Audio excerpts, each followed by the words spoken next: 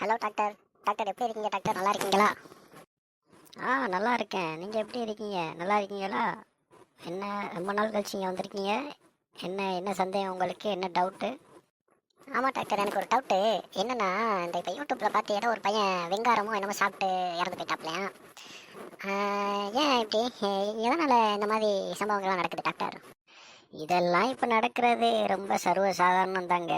ஏன்னா இப்போ தான் எல்லாம் யூடியூப்பு, இன்ஸ்டாகிராம், ஃபேஸ்புக் இதை பார்த்து இப்போ ஏதாவது வெயிட்டு ஏறினாலும் இறங்கினாலும் யார் இப்போ டாக்டர்கிட்ட போய் பார்க்குறா, இது பண்ணுறா. இப்போ எல்லாருமே யூடியூப்புக்கு தான் போகிறாங்க. யூடியூப்பில் போய் அதில் உள்ள சொல்யூஷனை பார்த்து உடனே இதுதான் அப்படி சொல்லிட்டு இதை சாப்பிடுங்க அதை சாப்பிடுங்கன்ட்டு அவங்க போடுற வியூஸுக்காண்டி அவங்க போடுற வீடியோ பார்த்துட்டு அதை சாப்பிட்றாங்க.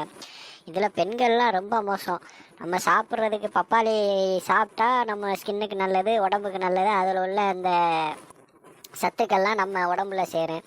ஆனால் இவங்க என்ன செய்கிறாங்கன்னா, அந்த பப்பாளியை எடுத்து அதை மிக்சியில் அரைச்சி அதை மூஞ்சில் ஃபேஸ் வாஷ்ன்னு சொல்லி தடவுறாங்க. இது மூலயமா மூஞ்சில் பல பருக்கள், ரேஷஸ் அந்த மாதிரி ஆபத்து, ஸ்கின்னுக்கு ஆபத்து தான் வருது. இது தெரிய மாட்டேங்குது.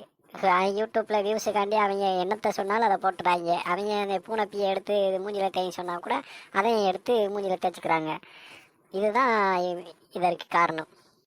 ஆமாம் டாக்டர், ஆமாம் டாக்டர். அன்றைக்கி கூட என் ஃப்ரெண்டு ஒருத்தன், அவனுக்கு തൊண்டை கட்டிடுச்சு அப்படின்னு சொல்லிட்டு யூடியூப்பை பார்த்துட்டு அதில் எருமைச்சாணியை கலக்கி குடிங்க சரியாயிருன்னு சொன்னோன்னே உடனே நாங்கள் 2 பேரும் போய் எருமைச்சாணியை கலக்கி வாயில் ஊற்றி அவனுக்கு அந்த தொண்டைக்கட்டு சரியாதான்னு பார்த்தா கடைசி அவனுக்கு தொண்டைக்கட்டு சரியாகலை.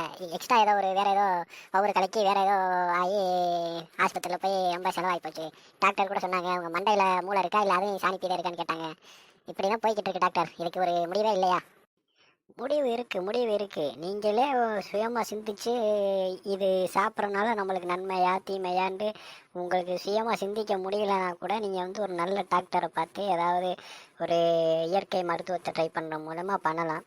இயற்கை மருத்துவமாக இருந்தாலும் அதுவும் டாக்டரை கேட்டு நீங்கள் கன்சிடர் பண்ணுறது நல்லது. மேக்சிமம் நீங்கள் உடல் ஆரோக்கியத்திற்காக மருந்துக்களை உட்கொள்வதை விட நீங்கள் நியூட்ரிஷன் அதிகமாக தரக்கூடிய பழங்கள், இந்த மாதிரி சத்துக்கள் நிறைந்த பயிர் வகைகள் இதை யூஸ் பண்ணுறது ரொம்ப நல்லது. நம்ம யூடியூப்பு, ஃபேஸ்புக்கை பார்த்து ஏதாவது நீங்கள் விபரீத முடிவெடுக்காமல் டாக்டர்கிட்ட கேட்டு பரிந்துரை செஞ்சுட்டு எதுவும் பண்ணுறது இதற்கான நிரந்தர தீர்வாக இருக்கும்னு நான் நம்புகிறேன்.